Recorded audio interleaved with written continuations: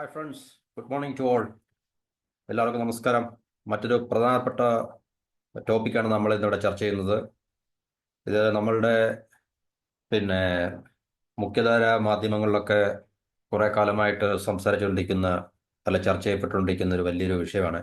അതായത് ഇന്ത്യ ബ്രിക്സിലെ ഏറ്റവും പ്രധാനപ്പെട്ട ഒരു മെമ്പർ നേഷൻ ആണല്ലോ. China, Russia, India, south Africa, Brazil, ഈ 5 രാജ്യങ്ങളാണല്ലോ അതിന്റെ ഫോർമേഷനുമായിട്ട് ബന്ധപ്പെട്ട രൂപീകരണവുമായി ബന്ധപ്പെട്ട 5 പ്രധാനപ്പെട്ട മെമ്പർ നേഷൻസ് ആണല്ലോ. അപ്പോൾ അതിലെ ഏറ്റവും ഇക്കണോമിക് വെയിറ്റ് ഉള്ള ചൈനയും അത് കഴിഞ്ഞ് ഇന്ത്യയുമാണ്. പിന്നെ റഷ്യ നമുക്കറിയാം മോസ്റ്റ് പവർഫുൾ നേഷനാണ്. അപ്പോൾ ഈ ബ്രിക്സ് നേഷൻ കുറെ കാലമായിട്ട്, പ്രത്യേകിച്ച് ചൈന, ഇതിനകത്ത് മറ്റ് രാജ്യങ്ങളൊക്കെ ചേരാൻ താല്പര്യം കാണിക്കുന്നുണ്ട്. കാരണം ഇതിന്റെ മെമ്പർഷിപ്പ് എക്സ്പാൻഡ് ചെയ്തുകൊണ്ടിരിക്കുകയാണ്. ഇറാന്, സൗദി, ഈവൻ പാകിസ്ഥാൻ, അങ്ങനെ ഒത്തിരി രാജ്യങ്ങൾ, UAE ഒക്കെ ഇതിലേക്ക് ജോയിൻ ചെയ്യുവാൻ വേണ്ടി, അല്ലെങ്കിൽ മെമ്പർ ആയിട്ടുണ്ട്. UAE ഒക്കെ അതിലെ മെമ്പർ നേഷൻസ് ആയിട്ടുണ്ടെന്ന് തോന്നുന്നു. അപ്പം ഈ ബ്രിക്സ് കറൻസി ഉണ്ടാക്കുന്നതിനെ കുറിച്ച് ഒരു പിന്നെ ചർച്ച അല്ലെങ്കിൽ ഒരു അഭിപ്രായം നമ്മുടെ ജിയോ പൊളിറ്റിക്സിൽ നിലനിൽക്കുന്നുണ്ട്. ഡോളറിനെ കൗണ്ടർ ചെയ്യാൻ വേണ്ടി US ഡോളറിനെ, പിന്നെ US ഡോളർ ആണല്ലോ ഇപ്പോഴത്തെ ലോകത്തിലെ ഗ്ലോബൽ റിസർവ് കറൻസി എന്ന് പറയുന്നത്. എന്നുവെച്ചാൽ ഒട്ടുമിക്ക എല്ലാ രാജ്യങ്ങളും നല്ല എല്ലാ രാജ്യങ്ങളും US ഡോളറിനെയാണ് ട്രേഡിങ്ങിന് വേണ്ടി, trading of goods and services, ഇല്ല സാധനങ്ങളുടെയും സേവനങ്ങളുടെയൊക്കെ ട്രേഡിന് വേണ്ടി, ഇന്റർനാഷണൽ ട്രേഡിന് വേണ്ടി ഇപ്പോഴും ഗ്ലോബൽ കറൻസി എന്ന് പറയുന്നത് US ഡോളറാണ്. US ഡോളർ സ്റ്റിൽ പവർഫുൾ ആണ്, ഡോമിനൻ്റ് ആണ്. US ഡോളറിന്റെ റിലവൻസ്, പ്രാധാന്യമൊന്നും അല്ലെങ്കിൽ ഇതിന് നഷ്ടപ്പെട്ടിട്ടില്ല. പക്ഷേ ഗ്രാജ്വലി അതിന് ചില ഇടിവുകൾ ഉണ്ടായിട്ടുണ്ട്.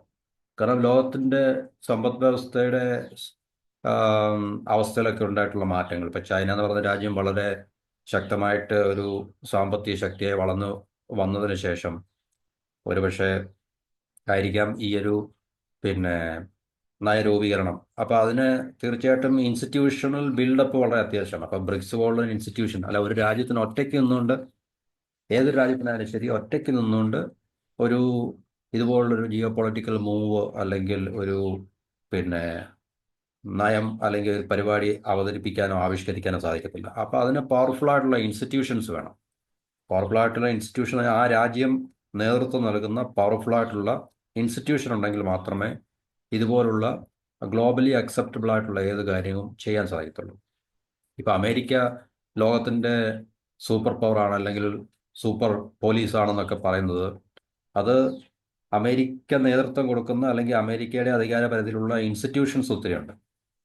ഇപ്പൊ UN മുതൽ UN വ്യത്യസ്ത സംഘടനകൾ, IMF, വേൾഡ് ബാങ്ക്, പിന്നെ അങ്ങനെ നമ്മൾ നോക്കിക്കഴിഞ്ഞാൽ ഒത്തിരി സംഘടനകൾ, ഇൻസ്റ്റിറ്റ്യൂഷൻസ് അമേരിക്ക നേതൃത്വം നൽകുന്ന, ഇക്കണോമിക്കലി ആയാലും പിന്നെ മിലിറ്ററിലി ആയാലും ശരി, സെക്യൂരിറ്റി വൈസ് ആയാലും ശരി, ഇന്റലിജൻസ് നമ്മളെടുത്ത് നോക്കിക്കഴിഞ്ഞാലും ശരി, പിന്നെ മറ്റ് പല സെക്ടേഴ്സ് നമ്മളെടുത്ത് നോക്കിക്കഴിഞ്ഞാൽ ഓരോ സെക്ടറിനെയും പ്രതിനിധാനം ചെയ്യുന്ന പവർഫുൾ ആയിട്ടുള്ള, എന്ന് വെച്ചാൽ ലോക രാജ്യങ്ങളെ മൊത്തവും സ്വാധീനിക്കാനും നിയന്ത്രിക്കാനും സാധിക്കുന്ന തരത്തിലുള്ള ഇൻസ്റ്റിറ്റ്യൂഷണൽ ബിൽഡപ്പ് നടന്നിട്ടുണ്ട്. അപ്പോൾ ആ ഇൻസ്റ്റിറ്റ്യൂഷൻസിന്റെ അടിസ്ഥാനത്തിലും ആ ഇൻസ്റ്റിറ്റ്യൂഷനിലേക്ക് കൂടുതൽ രാജ്യങ്ങൾ പിന്നെ വന്നു ചേരുകയും അതിന്റെ ഫലമായിട്ട് മാത്രമേ ലോകത്ത് മൊത്തമായിട്ട് പല നയങ്ങൾ അല്ലെങ്കിൽ ഇതുപോലുള്ള മൂവ്മെന്റ്സ് തീർച്ചയായിട്ടും ഇംപ്ലിമെന്റ് ചെയ്യാൻ സാധിക്കത്തുള്ളൂ. അപ്പൊ തീർച്ചയായിട്ടും ബ്രിക്സ് എന്ന് പറയുന്നൊരു സംവിധാനം ത്തിൽ കൂടി അതിനെ കൂടുതൽ ശക്തിപ്പെടുത്തി കൂടുതൽ രാജ്യങ്ങളെ അതിനകത്തിലേക്ക് അംഗമാക്കി, പ്രത്യേകിച്ച് ഇപ്പൊ സൗദി പോലുള്ള രാജ്യം, UAE പോലുള്ള രാജ്യം, India, Russia, China, Brazil, Argentina, പിന്നെ അതുപോലുള്ള പ്രധാനപ്പെട്ട പല കോണ്ടിനെന്റിൽ നിന്നുള്ള പല രാജ്യങ്ങൾ, ഇപ്പോൾ ആഫ്രിക്കയിലെ സൗത്ത് ആഫ്രിക്ക ഉണ്ട് ഏറ്റവും പ്രധാനപ്പെട്ട രാജ്യമായിട്ടുള്ളത്. അപ്പോൾ അതുപോലുള്ള പ്രധാനപ്പെട്ട രാജ്യങ്ങളെല്ലാം തന്നെ ഒരു ഇൻസ്റ്റിറ്റ്യൂഷനകത്തിൽ വന്നു ചേർന്നാൽ മാത്രമേ ഇതുപോലുള്ള മൂവ്മെന്റ്സ് അല്ലെങ്കിൽ ആഗോളപരമായിട്ട് ജിയോ പൊളിറ്റിക്കലി, സാമ്പത്തികമായിട്ട് അല്ലെങ്കിൽ മറ്റേതെങ്കിലും പൊളിറ്റിക്കൽ ബേസിലായാലും ശരി, ഇതുപോലുള്ള കാര്യങ്ങൾ ചെയ്യാൻ സാധിക്കത്തുള്ളൂ. അപ്പോൾ ബ്രിക്സ് തീർച്ചയായിട്ടും അതിന്റെ പ്രാധാന്യം ഇപ്പോഴും നിലനിൽക്കുന്നുണ്ട്. ബ്രിക്സ് പൊളിഞ്ഞിട്ടില്ല. ബ്രിക്സിന്റെ റിലവൻസ് എന്നല്ല പറയുന്നത്, ബ്രിക്സ് ഇപ്പോഴും ആക്റ്റീവാണ്, ലൈവാണ്. കാരണം പക്ഷേ പടിഞ്ഞാറൻ സംവിധാനം, അമേരിക്ക ഉൾപ്പെടെയുള്ള രാജ്യങ്ങൾ ശ്രമിക്കുന്നത് ഈ ഒരു സംവിധാനത്തെ പൊളിക്കുക എന്നുള്ളതാണ്. ഇപ്പം ഈ ഒരു സംവിധാനത്തെ പൊളിക്കുക എന്ന് പറഞ്ഞു കഴിഞ്ഞാൽ ഇതിനകത്തിലെ പ്രധാനപ്പെട്ട രാജ്യങ്ങളായിട്ടുള്ള ഇന്ത്യ അല്ലെങ്കിൽ സൗത്ത് ആഫ്രിക്ക, ബ്രസീൽ ഇതുപോലുള്ള രാജ്യങ്ങളെ പിന്നെ കൂടുതൽ സ്വാധീന വലയത്തിലാക്കിയിട്ട് ഒരുപക്ഷെ ഈ ഇൻസ്റ്റിറ്റ്യൂഷനെ വീക്കൻ ചെയ്യാൻ, ദുർബലപ്പെടുത്താൻ മാത്രമേ ഉം, അമേരിക്കയ്ക്ക് സാധിക്കത്തുള്ളൂ. അപ്പോൾ അതാണ് അമേരിക്ക ചെയ്തുകൊണ്ടിരിക്കുന്നത്. അപ്പം നമ്മൾ ഇവിടെ നമുക്കറിയാൻ സാധിക്കുന്നതല്ല, India officially rejects BRICS currency എന്നാണല്ലോ. ഒഫീഷ്യലായിട്ട് തന്നെ ഔദ്യോഗികമായിട്ട് തന്നെ നമ്മൾ ബ്രിക്സ് കറൻസി വേണ്ട, US$ മതി എന്നുള്ളൊരു നിലപാടാണ് ഇന്ത്യയുടേതെന്നുള്ളതാണ് നമുക്കിനകത്ത് നിന്ന് മനസ്സിലാക്കാൻ സാധിക്കുന്നത്. അപ്പോൾ ഇന്ത്യ ഒഫീഷ്യലി തന്നെ കൺഫേം ചെയ്തിട്ടുണ്ട്, ഇന്ത്യ ഒരിക്കലും ബ്രിക്സ് കറൻസി സപ്പോർട്ട് ചെയ്യത്തില്ല. $, ചലഞ്ച് ചെയ്യാൻ വേണ്ടി ഉണ്ടാക്കുന്ന ബ്രിക്സ് കറൻസിയെ സപ്പോർട്ട് ചെയ്യത്തില്ല എന്നുള്ളത്. അപ്പം മോഡി സർക്കാർ പറഞ്ഞ് നമുക്ക് ഡോളറിൽ തന്നെയാണ് വിശ്വാസം, ഡോളർ തന്നെയാണ് നമ്മളുടെ currency, reserve currency, cross border ട്രാൻസാക്ഷന് വേണ്ടിയുള്ള. അപ്പം ഏതെങ്കിലും രാജ്യത്തിന് നമ്മളുമായിട്ട് ട്രേഡ് നടത്തുന്ന ഏതെങ്കിലും രാജ്യത്തിന് നമ്മുടെ ലോക്കൽ കറൻസിയിൽ താല്പര്യം ഉണ്ടെങ്കിൽ അത് സമയോചിതമായിട്ട് മാത്രമേ അത് ചെയ്യത്തുള്ളൂ. അല്ലാതെ ഡോളറിനെ മറികടന്നിട്ട് ഒരിക്കലും ബ്രിക്സ് കറൻസിയുടെ ഫോർമേഷനിൽ പങ്കെടുക്കുകയോ അല്ലെങ്കിൽ ലോക്കൽ കറൻസി ട്രാൻസാക്ഷൻ നടത്തുകയോ ഒന്നും ചെയ്യത്തില്ലെന്ന് മോഡി സർക്കാർ ട്രംപിന് അമേരിക്കയ്ക്ക് ഉറപ്പ് കൊടുത്തതായിട്ടാണ് നമുക്ക് പറയുന്നത്. ഈ ഒഫീഷ്യലി ഡിക്ലെയർ ചെയ്യുക എന്ന് പറയുമ്പോൾ അമേരിക്കയ്ക്ക് നമ്മൾ ഉറപ്പ് കൊടുത്തു എന്നുള്ള ഒരു വസ്തുതയാണ് നമുക്ക് മനസ്സിലാക്കാൻ സാധിക്കുന്നത്. അപ്പം ഇത് പിന്നെ ചൈനയും റഷ്യയും ഇറാനും പ്രത്യേകിച്ച് ആണ് ഇതിനകത്തിലെ ഏറ്റവും കൂടുതൽ താല്പര്യം പ്രകടിപ്പിക്കുന്നത്. China, Russia, Iran. കാരണം ഈ 3 രാജ്യങ്ങളാണ് അമേരിക്കയുടെ ഇപ്പോഴത്തെ വളരെ കർക്കശമായിട്ടുള്ള ഒരു ടാർഗറ്റ് നേഷൻസ് എന്ന് പറയുന്നത്. അപ്പം റഷ്യയ്ക്കും ഇറാനെതിരെ ശക്തമായിട്ടുള്ള സാമ്പത്തിക ഇക്കണോമിക് സാങ്ഷൻസും മറ്റു രീതിയിലുള്ള ഉപരോധങ്ങളൊക്കെ നിലനിൽക്കുന്നത് കൊണ്ടും ചൈനയും അമേരിക്ക വളരെ ശക്തമായിട്ട് തന്നെ ടാർഗറ്റ് ചെയ്യുന്നതുകൊണ്ടും തീർച്ചയായിട്ടും ഈ 3 രാജ്യങ്ങൾ $, മറികടന്നിട്ട് മറ്റൊരു കറൻസി ഏകദേശം ഏറെക്കുറെ രാജ്യങ്ങൾ അക്സെപ്റ്റ് ചെയ്യുന്ന രീതിയിലുള്ളൊരു കറൻസി ഉണ്ടാക്കി അവരുടെ ട്രേഡുകൾ ഈ കറൻസിയിലാക്കണം എന്നുള്ളൊരു താല്പര്യം ഈ 3 രാജ്യങ്ങൾക്ക് പ്രത്യേകിച്ചുണ്ട്. ഇന്ത്യയെ സംബന്ധിച്ച് ഇന്ത്യ എപ്പോഴും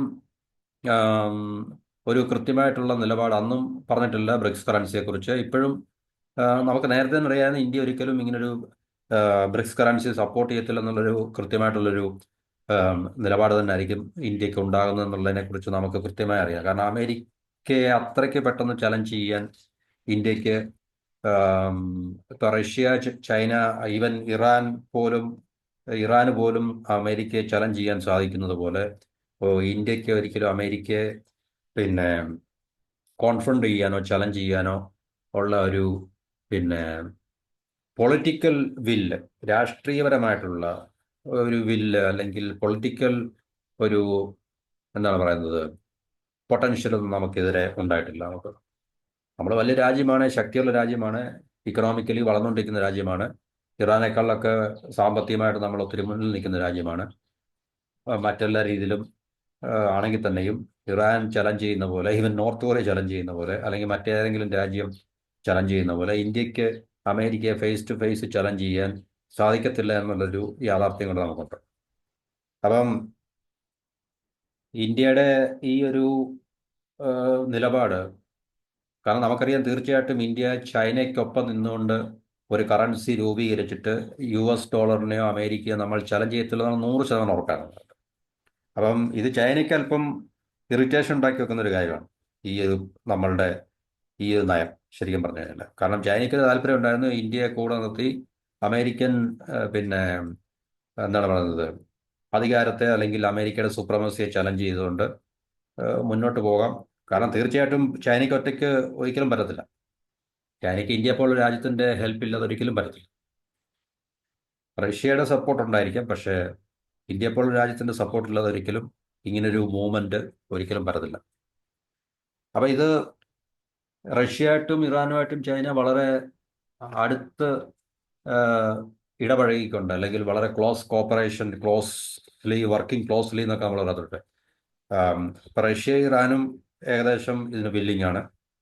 $, ഡോമിനൻസിനെ തകർക്കുക അല്ലെങ്കിൽ അതിനെ ഇല്ലാതാക്കുക എന്നുള്ള ലക്ഷ്യത്തോടുകൂടി ബ്രിക്സ് കറൻസി അല്ലെങ്കിൽ മറ്റേതെങ്കിലും അതെ, കൂടുതലും ചൈനയ്ക്ക് പ്രാമുഖ്യം കിട്ടുന്ന രീതിയിലായിരിക്കും തീർച്ചയായിട്ടും അങ്ങനെ ഒരു കറൻസി ഉണ്ടാകുകയാണെങ്കിൽ തന്നെ. കാരണം ചൈനയാണല്ലോ ലോകത്തിലെ അമേരിക്ക കഴിഞ്ഞാൽ, അല്ലെങ്കിൽ ഏകദേശം അമേരിക്കയുടെ ഒപ്പം നിൽക്കുന്ന സാമ്പത്തിക ശക്തി എന്ന് പറയുന്നത് ചൈന തന്നെയാണല്ലോ. അപ്പൊ തീർച്ചയായിട്ടും ചൈനയുടെ സൂപ്രമസി ആയിരിക്കും അവിടെ മുന്നിൽ വരുന്നത്. അപ്പൊ ഇന്ത്യ തീർച്ചയായിട്ടും അതിന് കൈ കൊടുക്കാതിരിക്കുന്നതിനുള്ള പ്രധാന കാരണം അത് തന്നെയാണ് ശരിക്കും പറഞ്ഞത്. അപ്പൊ അത് അങ്ങനെ ഒരു ഇനിഷ്യേറ്റീവ്, ഗ്ലോബൽ ഡോളറിന് പകരം ഓൾട്ടർനേറ്റീവ് ആയിട്ട് ഒരു കറൻസി ഉണ്ടാകുകയാണെങ്കിൽ അത് തീർച്ചയായിട്ടും അമേരിക്കൻ വിപണിയും വളരെ ബാധിക്കുകയും, അതുപോലെ തന്നെ കാരണം അമേരിക്കയായിട്ടുള്ള ട്രേഡ് തന്നെ പല രാജ്യങ്ങൾക്കും ഒരുപക്ഷെ വേണ്ടാന്ന് വെക്കേണ്ട ആവശ്യം ഉണ്ടാകും. കാരണം യു എസ് ഡോളറിനെ യു എസ് ഡോളർ എന്നുള്ള ഒരു ഒറ്റ ഇതുകൊണ്ട് മാത്രമാണ് പല രാജ്യങ്ങളും യു എസ് ഡോളർ ട്രേഡ് നടത്തുന്നതും അല്ലെങ്കിൽ അമേരിക്കയായിട്ട് ട്രേഡ് നടത്തുന്നതും അമേരിക്കയുടെ ഭീഷണിക്ക് വഴങ്ങുന്ന നോക്കാറ്. അതിന് ഓൾട്ടർനേറ്റീവായിട്ട് സുസ്ഥിരമായിട്ടുള്ള മറ്റൊരു കറൻസി ഉണ്ടെങ്കിൽ തീർച്ചയായിട്ടും ഒട്ടനവധി രാജ്യങ്ങൾ, പ്രത്യേകിച്ച് ഇക്കണോമിക് സാങ്ഷൻസ്, സാമ്പത്തിക ഉപരോധം നേരിടുന്ന, അതിന്റെ ഭീഷണി നേരിടുന്ന ഒത്തിരി രാജ്യങ്ങൾ ഈ ബ്രിക്സ് കറൻസിയിലേക്ക് വരാനും അല്ലെങ്കിൽ ബ്രിക്സിൽ അംഗമാകാനും ബ്രിക്സ് കറൻസിയിലേക്ക് അവരെ മൈഗ്രേറ്റ് ചെയ്യാനൊക്കെയുള്ള സാധ്യത ആ, ഒരിക്കലും നമുക്ക് തള്ളിക്കളയാൻ സാധിക്കത്തില്ല. അപ്പൊ അത് അമേരിക്കയിൽ കൂടുതൽ പ്രശ്നങ്ങൾ ഉണ്ടാക്കി വെക്കുമെന്നുള്ള സാമ്പത്തികമായിട്ടുള്ള ഇൻഫ്ലേഷൻ, അതുപോലെ തന്നെ അവരുടെ മാർക്കറ്റിനെ വളരെ, വിപണിയെ വളരെയധികം ബാധിക്കുകയൊക്കെ ചെയ്യും എന്നുള്ള കാര്യത്തിൽ സംശയമില്ല. അപ്പൊ അങ്ങനെ ഒരു ഭയം തീർച്ചയായിട്ടും അമേരിക്കയുടെ ഭാഗത്തുനിന്ന്, ആശങ്ക അമേരിക്കയുടെ ഭാഗത്തുനിന്നുണ്ട്. അപ്പൊ അതുകൊണ്ടാണ് അവരെപ്പോഴും അവരുടെ കൈകളിലുള്ള അധികാരം, പവർ അല്ലെങ്കിൽ ഡോമിനൻസ് ഉപയോഗിച്ച് പല രാജ്യങ്ങളെ വിരട്ടുകയും ത്രട്ടൺ ചെയ്യുകയും ഭീഷണിപ്പെടുത്തുകയും പിന്നെ ഒക്കെ തന്നെ ചെയ്തുകൊണ്ടിരിക്കുന്നത്. അപ്പം ട്രംപ് വന്നതിന് ശേഷം ടാരിഫിന്റെ കാര്യം തന്നെ പറഞ്ഞു. ബ്രിക്സ് കറൻസി ചെയ്യുവാൻ വേണ്ടി അല്ലെങ്കിൽ ഉണ്ടാക്കുകയാണെങ്കിൽ ബ്രിക്സിലുള്ള എല്ലാ രാജ്യങ്ങളുടെ മുകളിലും 100% ടാരിഫ് ഏർപ്പെടുത്തും എന്നുള്ളത് ട്രംപ് വളരെ കർക്കശമായിട്ട് തന്നെ വന്നിട്ടുണ്ട്. അപ്പൊ അതിനകത്ത് ഇന്ത്യ ഉൾപ്പെടുമല്ലോ തീർച്ചയായിട്ടും. അതിനകത്ത് ബ്രിക്സിനകത്തിൽ ഇന്ത്യ ഉണ്ടല്ലോ. അപ്പൊ ബ്രിക്സ് കറൻസി ഉണ്ടാകുകയാണെങ്കിൽ തന്നെയും ആ ബ്രിക്സ് കറൻസി നമ്മൾ അംഗീകരിച്ച് നമ്മൾ മുന്നോട്ട് പോവുകയാണെങ്കിൽ തീർച്ചയായിട്ടും ഇന്ത്യയുടെ മുകളിലും 100% ടാരിഫ് അല്ലെങ്കിൽ ചുങ്കം ചുമത്തും എന്നുള്ളൊരു ഭീഷണി ഇപ്പോഴും ട്രംപിന്റെ അമേരിക്കയുടെ ഭാഗത്തുനിന്ന് നിലനിൽക്കുന്നുണ്ട്.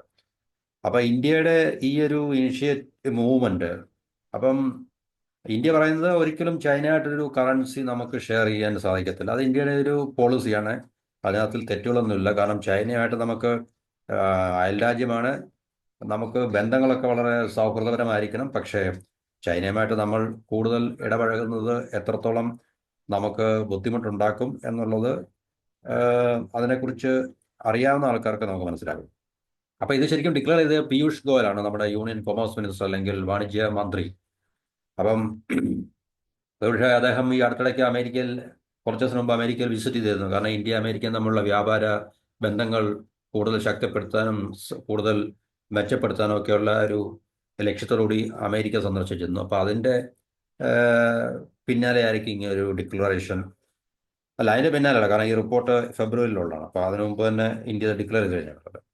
കാരണം അമേരിക്കയുടെ ഭാഗത്തു നിന്നുള്ള കൂടുതൽ ടാരിഫ് സമ്മർദ്ദങ്ങൾ നമ്മുടെ ഇന്ത്യക്ക് മുകളിൽ ഉണ്ടാകാതിരിക്കാൻ വേണ്ടി. കാരണം അമേരിക്കയുടെ നമ്പർ 1 ക്ലെയിം അല്ലെങ്കിൽ ഡിമാൻഡ് ഇത് മാത്രമേ ഉള്ളൂ: ബ്രിക്സ് കറൻസിയിൽ നിങ്ങൾ ഏർപ്പെടരുത്, അല്ലെങ്കിൽ ബ്രിക്സ് കറൻസിയിൽ നിങ്ങൾ ഉൾപ്പെടരുത് എന്നുള്ള മാത്രമേ ഉള്ളൂ. അങ്ങനെ ഉൾപ്പെട്ട് കഴിഞ്ഞാൽ തീർച്ചയായിട്ടും ട്രംപിന്റെ ടാരിഫ് എന്ന് പറയുന്ന വാൾ നമ്മളുടെ കഴുത്തിൽ പതിക്കും എന്നുള്ളത് സംശയമൊന്നുമില്ല. അപ്പൊ യൂണിയൻ ഫിനാൻസ് മിനിസ്റ്റർ പീയൂഷ് ഗോയലാണ് ഇത് കൺഫേം ചെയ്തത്. ഇന്ത്യ ബ്രിക്സ് കറൻസി, ഒരു രീതിയിലുള്ള ബ്രിക്സ് കറൻസി സപ്പോർട്ട് ചെയ്യത്തില്ല. അപ്പോൾ സപ്പോർട്ട് ചെയ്യാതെ വന്നു കഴിഞ്ഞാൽ തീർച്ചയായിട്ടും മറ്റുള്ള രാജ്യങ്ങൾ കറൻസി ഉണ്ടാക്കുകയാണെങ്കിൽ ഇന്ത്യക്ക് എത്രത്തോളം ബ്രിക്സിനകത്തിൽ പിന്നെ അംഗമായിട്ട് തുടരാൻ സാധിക്കും, അല്ലെങ്കിൽ അതിനകത്തുള്ള റിലവൻസ് ഉണ്ടോ എന്നുള്ളത് നമുക്ക് പിന്നീട് മനസ്സിലാക്കേണ്ട ഒരു കാര്യമാണ്. അപ്പൊ ചൈനയായിട്ട് ഒരിക്കലും ഒരു കോമൺ കറൻസി നമ്മൾ ഷെയർ ചെയ്യത്തില്ല എന്ന് ഇന്ത്യ അല്ലെങ്കിലും അങ്ങനെ ഒരു സ്റ്റാൻഡ് എടുക്കത്തുള്ളൂ തീർച്ചയായിട്ടും. പ്രത്യേകിച്ച് ഇപ്പോഴത്തെ മോഡി സർക്കാർ തീർച്ചയായിട്ടും ചൈനയുമായിട്ട് ഒരു കറൻസി ഷെയർ ചെയ്യുന്ന ഒരു അവസ്ഥയിലേക്ക് ഒരിക്കലും ഇന്ത്യയെ കൊണ്ടെത്തിക്കത്തില്ല എന്നുള്ളൊരു കാര്യം നമുക്ക് മനസ്സിലാക്കാൻ സാധിക്കും. അപ്പം കഴിഞ്ഞ ഒരു പിന്നെ 5-6 ദശാബ്ദക്കാലമായിട്ട്, പ്രത്യേകിച്ച് ചൈനയുമായിട്ടുള്ള ഒന്നാമത്തെ 1960 വാറിന് ശേഷം ഇന്ത്യ ചൈന റിലേഷൻസും ബോർഡർ ഡിസ്പ്യൂട്ട്സും അതുപോലെ തന്നെ ട്രേഡ് വാസും ഒക്കെ എങ്ങനെയാണെന്നുള്ള കാര്യം നമുക്കറിയാം.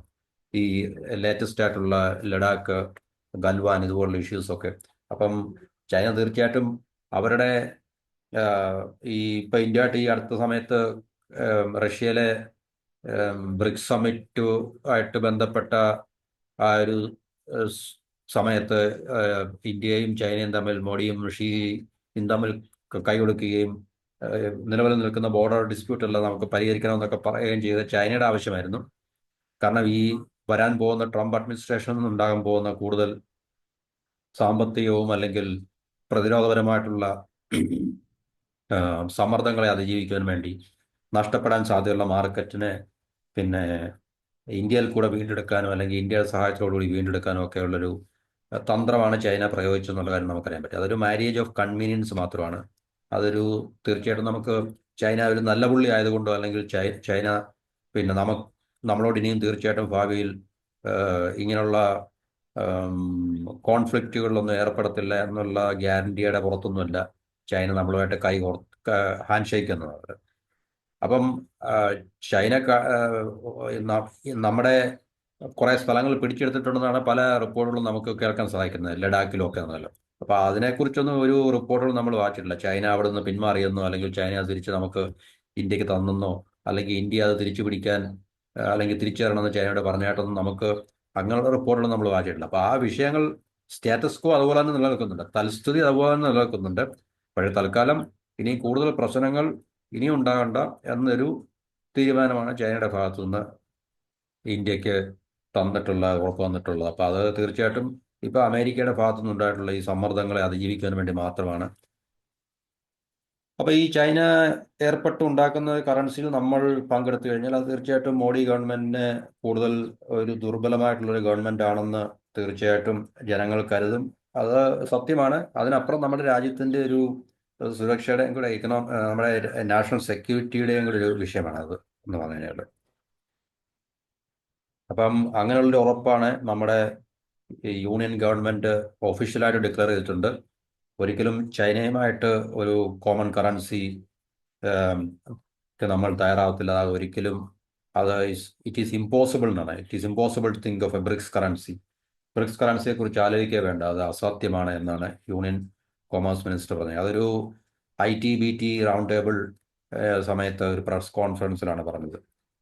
പക്ഷേ ചൈന, റഷ്യ, ഇറാൻ ഈ 3 രാജ്യങ്ങൾ വളരെ ശക്തമായിട്ട് തന്നെ പിന്നെ ബ്രിക്സ് കറൻസി ലോഞ്ച് ചെയ്യണം എന്നുള്ള താല്പര്യത്തോടൊപ്പം ഇപ്പോഴും അവരെ ഡോളറൈസേഷൻ എന്നുള്ളൊരു പിന്നെ ശബ്ദത്തിലാണ് ആ രാജ്യങ്ങൾ നിൽക്കുന്നത്. കാരണം അവർക്ക് US ഡോളറിനെ ആശ്രയിച്ച് മുന്നോട്ട് പോയി കഴിഞ്ഞാൽ ഇനിയും ഭാവിയിൽ കൂടുതൽ അമേരിക്കയുടെ ഭാഗത്തു നിന്നുള്ള സമ്മർദ്ദങ്ങളും സാമ്പത്തിക ഉപരോധങ്ങളും ഒക്കെ ഉണ്ടാകും. അപ്പം അത് അവരുടെ സുരക്ഷയെയും അല്ലെങ്കിൽ നിലനിൽപ്പിനെയൊക്കെ ബാധിക്കുന്ന കാര്യമായതുകൊണ്ട് ഈ 3 രാജ്യങ്ങൾ പ്രത്യേകിച്ച് ഇനിയും ഇപ്പം ട്രംപ് വന്ന് റഷ്യയുമായിട്ട് കൂടുതൽ ചങ്ങാത്തം സൗഹൃദം സ്ഥാപിക്കുന്നതിന്റെ അടിസ്ഥാനത്തിൽ ഇനി റഷ്യ ഇതിന് എത്രത്തോളം യെസ് പറയുന്നുള്ളതിനെ കുറിച്ച് നമുക്കറിയത്തില്ല. പക്ഷെ ഇപ്പോഴും ചൈനയും ഇറാനും ഉണ്ട്. അപ്പൊ ചൈനയ്ക്ക് എന്തായാലും റഷ്യയില്ലാതെ ഇന്ത്യ ഒരു പരിധിവരെ ഇല്ലാതൊന്നും ഈ ബ്രിക്സ് കറൻസിയോട് മുന്നോട്ട് പോകാൻ സാധിക്കത്തില്ല. ഇനിയിപ്പോൾ UAE ഇതിനകത്തിൽ അംഗമായിട്ടുണ്ട്. സൗദി അറേബ്യ അംഗമാകാൻ വളരെ കാത്തിരിക്കുന്ന ഒരു രാജ്യമാണ്. അപ്പം പെട്രോ ഡോളറിന്റെ ഒരു പിന്നെ എപ്പിസെന്റർ ആണല്ലോ, അല്ലെങ്കിൽ സൗദിയായിട്ട് ബന്ധപ്പെട്ടാണല്ലോ പെട്രോ ഡോളർ. അപ്പോൾ സൗദി ബ്രിക്സിലെ ഒരു അംഗമാകുകയും ബ്രിക്സ് കറൻസിയിൽ സൗദി പാർട്ടിസിപ്പേറ്റ് ചെയ്യുകയാണെങ്കിൽ പെട്രോ ഡോളറിന്റെ അവസ്ഥ എന്തായിരിക്കും എന്നുള്ളത് നമുക്ക് ഇനിയും മനസ്സിലാക്കേണ്ട ഒരു കാര്യമാണ്. അപ്പൊ അതൊക്കെ തീർച്ചയായിട്ടും സൗദി അമേരിക്കയും തമ്മിലുള്ള ശക്തമായിട്ടുള്ള ബന്ധങ്ങൾ നിലനിൽക്കുന്നത് കൊണ്ട് തീർച്ചയായിട്ടും അതിനെ പെട്ടെന്നൊരു തീരുമാനം സൗദിയുടെ ഭാഗത്തു നിന്ന് പെട്രോ ഡോളറിനെ നമ്മളെ 1 മാസം 2 മാസം മുമ്പ് അങ്ങനെ ഒരു ന്യൂസ് കേട്ടായിരുന്നു. സൗദി പെട്രോ ഡോളറിനെ ഡിച്ച് ചെയ്യാൻ ഒഴിവാക്കാൻ പോവുകയാണെന്നൊക്കെ പറഞ്ഞിട്ടുണ്ട്. അതൊന്നും സത്യമായിട്ടില്ല. കാരണം അങ്ങനെ പെട്ടെന്ന് സൗദിക്ക് പെട്രോ ഡോളറിൽ നിന്ന് പിന്മാറാനോ അല്ലെങ്കിൽ എക്സിറ്റ് ചെയ്യാനോ സാധിക്കത്തില്ല. കാരണം സൗദിയുടെ സെക്യൂരിറ്റി മൊത്തം അമേരിക്കയുടെ കൈകളിലാണ്. അപ്പോൾ അമേരിക്ക അതിനെ ഇപ്പൊ യുക്രൈൻ്റെ കാര്യം പറഞ്ഞ പോലെ അതിനകത്തിലൊന്ന് ഒരു പുറമോട്ട് പിന്മാറിക്കഴിഞ്ഞാൽ സൗദിക്ക് ഏതെല്ലാം രീതിയിലുള്ള പിന്നെ പ്രത്യാഘാതങ്ങൾ ഉണ്ടാകും. കാരണം സൗദിയുടെ മിലിറ്ററി ഇന്റലിജൻസ് മൊത്തം അമേരിക്കൻ സംവിധാനത്തിന്റെ അടിസ്ഥാനത്തിലാണ് റൺ ചെയ്യുന്നത്. അപ്പൊ പെട്ടെന്ന് പെട്രോൾ ഡോളറിൽ നിന്ന് സൗദി അതിനെ ഡിച്ച് ചെയ്തിട്ട് ബ്രിക്സ് കറൻസിയിലേക്ക് വരികയോ അല്ലെങ്കിൽ ചൈനയുമായിട്ട് കൂട്ടുനിന്നിട്ട് മറ്റൊരു കറൻസിക്ക് ഫോർമേഷന് വേണ്ടി നിൽക്കുകയോ ചെയ്യുകയാണെങ്കിൽ സൗദിയുടെ സെക്യൂരിറ്റി അത് വല്ലാതെ ബാധിക്കുന്ന ഒരു വിഷയമാണ്. അപ്പൊ അതുകൊണ്ട് തീർച്ചയായിട്ടും അതും പെട്ടെന്ന് പെട്രോ ഡോളറിനെ ഡിച്ച് ചെയ്യാനുള്ള സമയമായിട്ടില്ല സൗദിക്ക് അങ്ങോട്ട് പെട്ടെന്ന് സംഭവിക്കുന്നൊരു കാര്യമല്ല. പക്ഷെ ഭാവിയിലെ കാര്യങ്ങൾ നമുക്കൊന്നും പറയാൻ പറ്റില്ല. അപ്പോൾ ഇതാണ് നമ്മളുടെ ഇന്ത്യക്ക് ബ്രിക്സ് കറൻസിയോടുള്ള ഒരു സമീപനം ഇതാണ്. ഇന്ത്യ ഒരിക്കലും ബ്രിക്സ് കറൻസിയോട് യെസ് പറഞ്ഞിട്ടില്ല. ഈ ബ്രിക്സ് കറൻസിയോട് നോ ആണ് പറഞ്ഞിട്ടുള്ളത്. കാരണം ചൈനയുമായിട്ട് ഒത്തുനിന്ന ഒരു കറൻസിക്ക് ഇന്ത്യ ഒരിക്കലും രൂപം നൽകുവാൻ തയ്യാറല്ല എന്നുള്ള കാര്യമാണ് ഇന്ത്യൻ ഗവൺമെന്റിന്റെ ഭാഗത്തു നിന്ന് ഒഫീഷ്യലായിട്ട് ഇന്ത്യൻ ഗവൺമെന്റിന്റെ റെപ്രസെന്റേറ്റീവ് ആയിട്ടുള്ള കൊമേഴ്സ് മിനിസ്റ്റർ പീയൂഷ് ഗോയൽ ഒരു കോൺഫറൻസിൽ ഇന്ത്യൻ ഗവൺമെന്റ് ഒഫീഷ്യൽ പോളിസിയാണ്, ശരിക്കും പറഞ്ഞാൽ ഒഫീഷ്യൽ പോളിസിയാണ്. കാരണം ഇന്ത്യൻ ഗവൺമെന്റ് ഒരു മിനിസ്റ്ററാണ് പറഞ്ഞിരിക്കുന്നത്, ഒരു പ്രധാനപ്പെട്ട ക്യാബിനറ്റ് മിനിസ്റ്ററാണ് പറഞ്ഞിട്ടുള്ളത്. India says no to BRICS currency. ചൈനയുമായിട്ട് ഒരു കറൻസി ഷെയർ ചെയ്യാൻ ഇന്ത്യക്ക് താല്പര്യമില്ല, അത് അബ്സല്യൂട്ട്ലി ഇമ്പോസിബിൾ എന്നാണ് ഇന്ത്യ പറഞ്ഞിരിക്കുന്നത്. അപ്പം ഇനി റഷ്യയുടെ നിലപാട് എന്താണ് നമുക്കിനി വെയിറ്റ് ആൻഡ് സി. കാരണം ഇപ്പം റഷ്യയും അമേരിക്കയും തമ്മിലുള്ള ബന്ധങ്ങൾ ഏകദേശം ട്രംപിന്റെ കാലഘട്ടത്തിൽ, ട്രംപിന്റെ അധികാര പരിധിയിൽ ഉള്ള അല്ലെങ്കിൽ ട്രംപിന്റെ പ്രസിഡൻഷ്യൽ ടേമിൽ ഇപ്പൊ റഷ്യയുമായിട്ട് ഉള്ള വിഷയങ്ങൾ അമേരിക്കയും റഷ്യയും തമ്മിലുള്ള ബന്ധങ്ങളിൽ ഇച്ചിരി സൗഹൃദം അല്ലെങ്കിൽ ഊഷ്മളകരമാവുമ്പോൾ റഷ്യ ഇനി ബ്രിക്സ് കറൻസിയോട് ചൈന നേതൃത്വം കൊടുത്തുണ്ടാക്കാൻ പോകുന്ന ബ്രിക്സ് കറൻസിയുടെ എന്ത് സമീപനമായിരിക്കും നിലപാടെടുക്കുന്നുള്ള നമുക്ക് കാത്തിരുന്ന് കാണാൻ മാത്രമേ കഴിയൂ നമുക്ക്. അപ്പോൾ ഇത്രയും ആണ് ഇന്നത്തെ ഈ വീഡിയോയിലെ വിഷയം. അപ്പോൾ ഇത് വളരെ പ്രധാനപ്പെട്ട ഒരു വിഷയമാണ് ഇന്ത്യയെ സംബന്ധിച്ച് വന്നാൽ. അതിൽ ഇന്ത്യ ഒരിക്കലും നമ്മളുടെ ചൈനയുമായിട്ട് ഈ എല്ലാം മറന്നിട്ട് കൂടുതൽ കൂട്ടുകൂടാൻ അല്ലെങ്കിൽ ബ്രിക്സൊക്കെ അതൊരു സാമ്പത്തിക ഇക്കണോമിക് എന്താണ് പറയുന്നത് ഒരു ബ്ലോക്ക് മാത്രമാണ് ശരിക്കും പറഞ്ഞു കഴിഞ്ഞാൽ. മറ്റ് സെക്യൂരിറ്റി ഡിഫൻസ് പരമായിട്ടുള്ള യാതൊരു എക്സ്ചേഞ്ചോ അല്ലെങ്കിൽ കൊടുക്കൽ വാങ്ങലോ അതില്ല. വേറൊരു ബ്ലോക്ക് ഉണ്ട്, ഷാങ്കായി സെക്യൂരിറ്റി കോർപ്പറേഷൻ എന്ന് പറഞ്ഞാൽ. അതിൽ ഇന്ത്യ ആക്റ്റീവായിട്ടുള്ള മെമ്പറാണ്. ചൈനയും റഷ്യയൊക്കെ തന്നെയാണ് അതിൻ്റെ. അപ്പോൾ അതൊരു മിലിറ്ററി ബ്ലോക്കാണ് ശരിക്കും പറഞ്ഞാൽ, അല്ലെങ്കിൽ സെക്യൂരിറ്റി പ്രതിരോധപരമായിട്ടുള്ള സെക്യൂരിറ്റി ഡിഫൻസ്. കാരണം നമ്മൾ മിലിറ്ററി എക്സസൈസ് ഒക്കെ നമ്മൾ ചൈനയായിട്ട് ഒത്തുകൂടി നടത്തുന്നൊക്കെ ഉണ്ട് അതിൻ്റെ പേരിൽ പറഞ്ഞാൽ അതൊക്കെ. പക്ഷെ ബ്രിക്സ് എന്ന് പറഞ്ഞാൽ ഇക്കണോമിക് ബ്ലോക്കാണ്. അപ്പം തീർച്ചയായിട്ടും ഇന്ത്യ ഇപ്പോൾ ഈ ചൈനയുമായിട്ടുള്ളൊരു പ്രശ്നത്തിൽ അയവ് വന്നിട്ടുണ്ടെങ്കിൽ തന്നെ ഇന്ത്യക്ക് ചൈനയെ ഒട്ടും വിശ്വസിക്കാൻ സാധിക്കത്തില്ല. ആ വിശ്വാസത്തിന്റെ അടിസ്ഥാനത്തിൽ നമുക്ക് പെട്ടെന്ന് കയറി ബ്രിക്സ് കറൻസി ഫോം ചെയ്ത് അമേരിക്കയുടെ US ഡോളറിനെ നമുക്ക് ചലഞ്ച് ചെയ്ത് മുമ്പോട്ട് പോകാം എന്നുള്ളൊരു താല്പര്യം നമുക്ക് വെച്ചു പുലർത്താൻ സാധിക്കത്തില്ല. കാരണം അതൊരിക്കലും അസാധ്യമാണത്. കാരണം അമേരിക്കയെ വെറുപ്പിച്ചുകൊണ്ട് US ഡോളറിനെ അങ്ങനെ നമുക്ക് ചലഞ്ച് ചെയ്ത് മുമ്പോട്ട് പോകാൻ സാധിക്കത്തില്ല. കാരണം ഇനിയും നമ്മുടെ മുമ്പോട്ടുള്ള കാരണം ഓൾറെഡി നമ്മൾ സെക്യൂരിറ്റി ഡിഫൻസ് മേഖലകളിലൊക്കെ തന്നെ അമേരിക്കയായിട്ടുള്ള ശക്തമായിട്ടുള്ള ബന്ധങ്ങൾ നമ്മൾ ഇൻ്റഗ്രേറ്റ് ചെയ്യപ്പെട്ട് കഴിഞ്ഞു. അതിന് പുറകോട്ട് പോകാൻ സാധിക്കത്തില്ല, അത് മുമ്പോട്ട് മാത്രമേ പോകത്തുള്ളൂ. അപ്പം അങ്ങനെയുള്ള സാധ്യത നിലനിൽക്കുമ്പോൾ തീർച്ചയായിട്ടും ഇന്ത്യക്ക് ബ്രിക്സ് കറൻസിയോട് യെസ് പറയുകയും US ഡോളറിനോട് നോ പറയുകയും ചെയ്യാൻ സാധ്യമല്ല. അതുതന്നെയല്ല ഇനിയുള്ള മുമ്പോട്ടുള്ള കാലഘട്ടത്തിൽ നമുക്ക് കൂടുതൽ അമേരിക്കയിൽ നിന്ന് കൂടുതൽ പ്രധാനപ്പെട്ട മോഡേൺ ആയിട്ടുള്ള അല്ലെങ്കിൽ വളരെ സോഫിസ്റ്റിക്കേറ്റഡ് ആയിട്ടുള്ള ഡിഫൻസ് പർച്ചേസുകളൊക്കെ നടത്താനും ഉള്ള കാലഘട്ടമാണ് മുന്നോട്ടെന്ന് പറഞ്ഞു കഴിഞ്ഞാൽ. അപ്പോൾ അങ്ങനെയൊക്കെയുള്ള കാര്യങ്ങളുടെ വെളിച്ചത്തിൽ അടിസ്ഥാനത്തിൽ നമുക്ക് തീർച്ചയായിട്ടും നേരത്തെ തന്നെ ഊഹിക്കാൻ പറ്റുന്ന ഒരു കാര്യമാണ് ഇന്ത്യ ഒരിക്കലും ഡോളറിനോട് നോ പറയത്തില്ല. ബ്രിക്സ് കറൻസി ഉണ്ടാക്കിയിട്ട് US ഡോളറിനെ ചലഞ്ച് ചെയ്ത് ഡോളറൈസേഷൻ എന്നൊരു പ്രോസസ്സിലൂടെ ഇന്ത്യ പോകത്തില്ല എന്നുള്ളത് നമുക്ക് കൃത്യമായിട്ട് മനസ്സിലാക്കാൻ സാധിച്ചൊരു കാര്യമാണ്. ഇപ്പോൾ അത് ഒഫീഷ്യലായിട്ട് ഡിക്ലെയർ ചെയ്യപ്പെട്ടു എന്നുള്ളത് നമുക്ക് ഈ റിപ്പോർട്ടിൽ നിന്ന് നമുക്ക് മനസ്സിലാക്കാൻ സാധിക്കുന്നുണ്ട്. അപ്പോൾ ഇത്രയും പറഞ്ഞുകൊണ്ട് ഈ വീഡിയോയുടെ അവസാനിപ്പിക്കുന്നു. എല്ലാവർക്കും ഒരിക്കൽ കൂടി നന്ദി, നമസ്കാരം. ചാനൽ സബ്സ്ക്രൈബ് ചെയ്യുക, സപ്പോർട്ട് ചെയ്യുക. മറ്റൊരു പ്രധാനപ്പെട്ട ടോപ്പിക്കുമായി അടുത്ത വീഡിയോയിൽ കാണുന്നവരെ good bye. Have A wonderful day.